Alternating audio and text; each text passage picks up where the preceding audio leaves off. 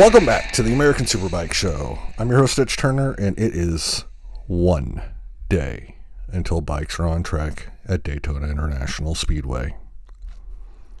I'm going to turn the music back up and go dance around the room a little bit.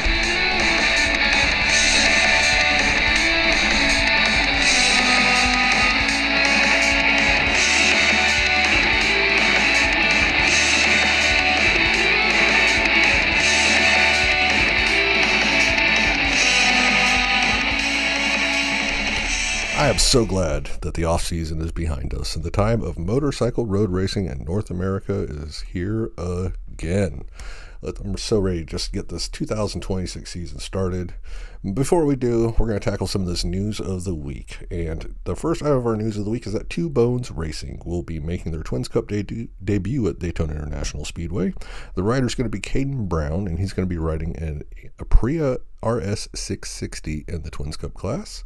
And joining him in Twins Cup is going to be the Suzuki Italy GSX-8R class champion from 2025, and his name is Michel Agazzi. I tried to say that as Italian as possible, and I probably failed miserably. He's going to also be running in both the Twins Cup races, just the opening round at Daytona, and it's going to be a partnership between Factory Suzuki and Team Hammer. So that's pretty exciting to have one, basically the Italian version of a Twins Cup champion. It's a spec class though with the Suzuki, and he's going to be here and competing against the best that we have in our Twins Cup class. I'm looking forward to that. Let's see here. Ryder Davis announced that he's going to be contesting the full season in Supersport, and it's going to include Daytona, so he'll be there tomorrow.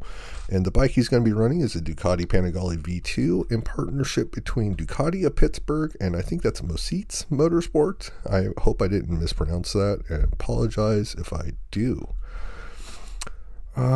Right, another little piece of news of the week. We have Bodie and Jake Paige. They both raced in the opening round of the Moto4 Asia Cup, which was a support race for the first MotoGP race of the year over in Thailand. Bodie finished 9th and Jake finished 17th, and I was reading an article about it from the fine folks at roadracingworld.com, and I noticed a little tidbit in there that it mentioned that Jake Paige is going to be doing a full season of Talent Cup, so we have, another competitor confirmed for that class. Our next item in the news of the week is that Saddlemen Race Development is doing something really cool at Daytona. They're going to be running a 1990 Harley Davidson FXR in the Super Hooligans class, and they do have it split between like a water-cooled and an air-cooled championship, at least they used to in the past, and I think, they're going for that air-cooled title with this bike, and it's going to be piloted by Travis Wyman, so, you got a good, capable professional who's going to be piloting that thing around the track, and should hopefully be able to sit down with Travis Wyman tomorrow and record a little interview talking about this bike, because it's something that I love. I don't know about you guys. My first Harley that I had was an old FX, and I have very fond memories of that thing, and this is just something that is just right up my alley of things that I love to see. So I'm trying to, expand on it a little bit more. Moving on, Mad Monkey Motorsports is going to be expanding. They've been running the baggers class for years with Max Flinders, but they're going to be expanding into the Hooligans for 2026. And the rider's going to be Hunter Dunham, and he's going to be riding a Harley Davidson Pan America in the Super Hooligans class. So good luck to them in the season. And our final bit of news of the week. There's quite a few items for the last week before racing starts at Daytona. And our final news is the Royal Enfield, the Build Train Race program, officially announced their 2026 schedule and roster. So one thing I was right about, I was right in that they did end up only bringing in 6 new riders for a total of 10 this year.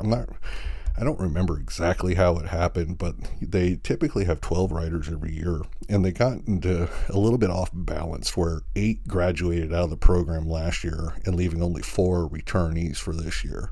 So they're just going to bring in 6 riders just go with 10 riders for this season, and then probably, once these 4 graduate out, then bring in another 6 to replace them, and have, get back to that 12 riders every year and having it be more balanced with the turnover every year. So only 10 riders for 2026. And one thing I was wrong about was the schedule. I just thought that I kind of went with the assumption that the schedule is going to be a complete carryover. They're dropping 1 round. So it's only going to be an 8 race championship over 4 rounds. And they're not going to be returning to VIR. And so there is that. Oh, I guess I could probably, I didn't actually write down what the real schedule is. I think they start, you know what, I'm just going to look it up live on my phone because that's great radio. Yeah, they're going to start at Road Atlanta in April, and then they'll also be at Road America, the Ridge, and then finish their season off at Mid-Ohio. So that is a healthy little edition of our news of the week. I need to come up with a sound or something to kind of like transition in and out of there. I'm still hunting around looking for it. Let's go on to our sighting lap for the Daytona 200. This year we have a healthy field of competitors. In the Twins Club class, they got 40 entries. For Hooligans, you got 46. Only 11 in baggers. I think last year it was a little bit higher, but for the 200 itself, we got 49 entries, and that's, it was somewhere in the 30s last year, so we'd have significant improvement in the number of entries and for the Daytona 200, and it's enough that they've split the practice and qualifying groups up into an A and B groups. The first bikes that will be out on track to kick off the season tomorrow is going to be the Twins Cup for practice 1 at 9:25 a.m. MotoAmerica Live Plus, they're going to kick off their coverage at noon on Thursday, and that will be with the preview show. I really like the preview show, and something that I've kind of taken to do just because my wife enjoys MotoAmerica as well is I will I work from home. I'm lucky in that regard, so I am like on your typical race weekend when Live Plus kicks off on Friday, I just turn on the TV above my desk and I put it on and I love it. Just having it on for background sound and watching throughout the rest of the day.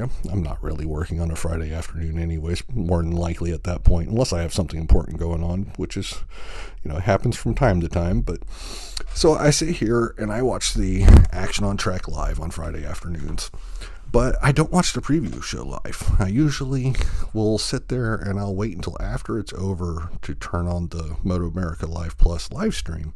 And that way, when my wife gets home from work that evening, we'll watch the rest of the day's coverage together, and then we'll put on that preview show at the end, and we'll watch that together just because, she wants to watch it too, and it's better than watching it twice, probably.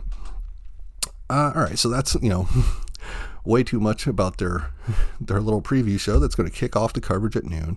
That's going to be about 45 minutes long, and then the betting show that they introduced last year, it now has a name, and it's called the Race Line, and it's going to air at 12:45 and be about 15 minutes long. And then finally at 1 o'clock, Twins Cup qualifying 1 is going to kick off the televised action on MotoAmerica Live Plus. And at that point, from 1 o'clock, bikes are going to be on track all the way through about 5 p.m. And looking at the schedule, I see a new addition to the broadcast of a weekend, and there's going to be a daily wrap-up show every day. So on Thursday at 5 o'clock is going to be the first edition of this daily wrap-up show. From there, we're going to move on into Friday, when Live Plus is going to start broadcasting at 9 a.m. on Friday with Super Hooligans Practice 2. King of the Baggers Challenge is going to be the first actual race of the weekend, and that's going to be at 11:45. And you know how they like to do that going into that lunch break. Well, Mike on the Mic is scheduled for noon, and I don't remember Michael Hill being at Daytona in the past, so that's kind of cool. It's going to be nice having him there because he's boy, he loves to talk, but it fills that dead air of the lunchtime space really well. And like I've talked about before, I still like watching the Mike on the Mic segment because he always puts in some really good information in there. Let's see here. After the lunch break is over, there will be a time attack for the 200 pole, and that's going to start at 1:10 in the afternoon, and then that's going to roll right into the Hooligans, the Twins, and the Baggers, all having their first race of the week, first full race of the weekend. I don't know if you count the challenge or not for the Baggers as an actual race. I kind of do and kind of don't. I mean, there is money on the line, but there's not points. So, I don't know. That's probably up to your interpretation. And the new, the daily wrap-up show is going to roll at 3:30 in the afternoon, and that's going to be before they air the pit. They're going to do the pit stop challenge at 4:15, and so that's all going to be on Live Plus for Friday, and that's going to take us to Saturday, the race day, the big race day. Live Plus is going to start their coverage at 8:40 in the morning with the Hooligans warm-up. Twins Cup Race 2 is going to follow at 10, I don't think it's the next thing that follows, but it's the first race of the day that's going to be at 10:20 in the morning, and then Hooligans Race 2 is going to be right after that. There will be another Mike on the Mic lunch break segment that starts at about 11:30 in the morning, and then a special preview show for the Daytona 200 is going to be at 12:30 in the afternoon, and I think that's going to be part of the TV broadcast that's going to be on all the different formats for the race. Green flag for the Daytona 200 is going to be at 1:10 in the afternoon on Saturday, and then following the conclusion of the race, King of the Baggers will finish up the action of the weekend with race 2 starting at 4:05. And then the final Daytona wrap-up show for the weekend will be at 4:30, or at least that's the way it's currently scheduled. Now, this year, we have the Samsung TV Plus. So the coverage schedule for them, well, on Samsung, there's not going to have anything for Thursday. And then on Friday, they will have an intro to Daytona show that's going to air at 1 o'clock, and that's going to roll right into the time attack for the pole position of the 200 that's going to start at 1:10. And then after the time attack for the pole position, they will have the Hooligans, the Twins, and the Baggers race 1s after that as they air live. Then on Saturday, the second day for coverage for the Samsung TV Plus, they're going to have a 200. They're going to air the 200 preview show on the Fast Network at 12:30, and that's going to roll straight into the 200 broadcast at 1 o'clock. And then after the Daytona 200 is over, the Super Hooligans Race 2 is going to be broadcast via tape delay. And they're going to try and squeeze that in before the King of the Baggers Race 2 will be broadcast live at 4 o'clock in the afternoon. All these times are local, which will be Eastern Standard Time in this case. I probably should have said that at the beginning. So on Saturday, they're going to show the 200, then the Hooligans race tape delay, then the Baggers race live, and then follow it all up with Twins Cup Race 2 via tape delay, and that's going to be roll at 4:30 in the afternoon on the network. And so, looking at those two schedules, my initial takeaway is that the Samsung TV Plus is going to be a really good resource, especially if you actually have a Samsung device that you can watch it on. But otherwise, MotoAmerica's Live Plus is still the place to be. There is that Samsung Ryder pack that looks pretty interesting, and it's also probably going to provide some good behind-the-scenes content with looks at riders from all the different classes, and that should air throughout the year, which, I'd like to watch those as well, but I just, I think I'm glad that I renewed my MotoAmerica Live Plus for another year. Even, outside the TV coverage, it still probably is the best way that any fan can go out there and directly support the series itself. All right, so that is the schedules for MotoAmerica Live Plus and the new Samsung TV Plus Fast Network. Who's going to win? In Twins Cup, I'm picking Matthew Chapin to win both races. He's been there, done that. He won the 2 races last year to start the season. And a lot of his chief competitors, they're going to, while they may not be making their first visit ever to Daytona International Speedway, it's going to be their first one as a race weekend with MotoAmerica. And I think that's going to make just a little bit of a difference. In Hooligans, I'm picking Jake Lewis to win one race, and I'm picking James Rispoli to win the other. Jake Lewis is my championship favorite. He also, guy's been there, done that, won Hooligans races here at Daytona. And Hog Spoley has the number 1 plate. And with Daytona and the long straightaways with the high banks and everything, I'm not going to believe that another manufacturer in the class is going to be able to make up that power deficit to the Harleys until they actually do it. And so while the Yamahas are coming out strong with Bryce Cornbow and Andy DeBrino, and I'm not sure if Dominic Doyle is going to reprise his role in Super Hooligans or not this year with Yamaha. I think in the Yamaha factory supported team announcement, he's just going to be doing Supersport. But yeah, the Yamahas have got some good riders, and there are other ones in the class. Nate Kern, he's going to have He's got that BMW is going to be looking pretty good. I hate to jump around a little bit, but I'm seeing all sorts of releases of liveries for the weekend for people and their bikes, and like some of them look so good. But Nate Kern's another rider who's been there for years and he has a lot of experience, but just until another bike is able to actually catch the Harley Davidson Pan Americas on the straights, I'm not going to pick another bike to win. I'm not going to pick them to win Daytona. That also, we can roll that right on into the baggers, because I think that Kyle Wyman's going to win both races. He's just so good there. And just like the Hooligans, I'm not going to bet against Kyle Wyman on a Harley Davidson at Daytona until he is actually beaten. So let's move on to the Daytona 200 itself. There's so many A-list pros this year. This is like the 1 year race of the year that we have a good factory presence from Triumph Motorcycles. And you got people like Josh Hayes, who's a wily veteran who consistently proves he can still be there at the end. And I think he still wants that Daytona 200 victory bad. There's other riders like Blake Davis, who stepped up to, he seemed to jump to even yet another level towards the second half of last year. And there's also like the rookie, Alessandro Di Mario. He's got so much promise, especially being able to learn from the guy who's won this race the last 3 years in a row. Which, oh yeah, by the way, his teammate, that is the 3-time defending race winner in Josh Herrin. He's the only person to ever win 3 in a row, and he's the odds-on favorite to make that 4. But you know what? I'm just going to go out on a limb and say that this year, Herrin's going to come in home second. And it won't be because of like a change to a new team or anything like that at all.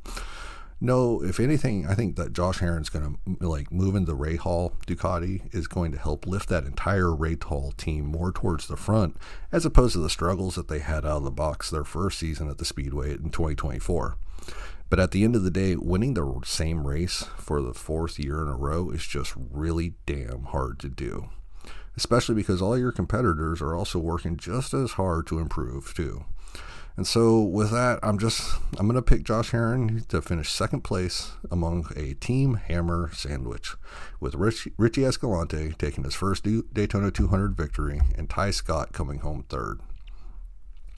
In my mind, Richie has been one of the lone competitors that has been able to take the fight to Josh Herrin at Daytona each and every year. But mistakes and bad luck have kind of conspired to make sure he hasn't been able to quite make it to victory lane. I do think it is going to, going out on a limb a bit to pick anyone else besides Josh Herrin in this race, to be honest. It's probably also starting to sound like I'm some sort of giant Team Hammer homer, but I mean, honestly, it's just something in my gut that's telling me that they're going to have a hell of a year.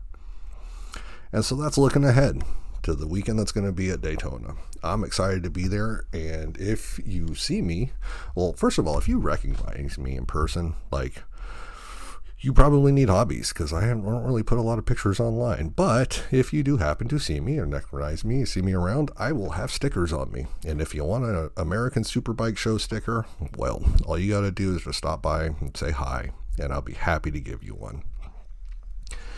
Next week, we're going to wrap up all the action that took place on the high banks and celebrate MotoAmerica's season kicking off. I'm going to go watch some motorcycles race live in person tomorrow. Until next week, take care of each other.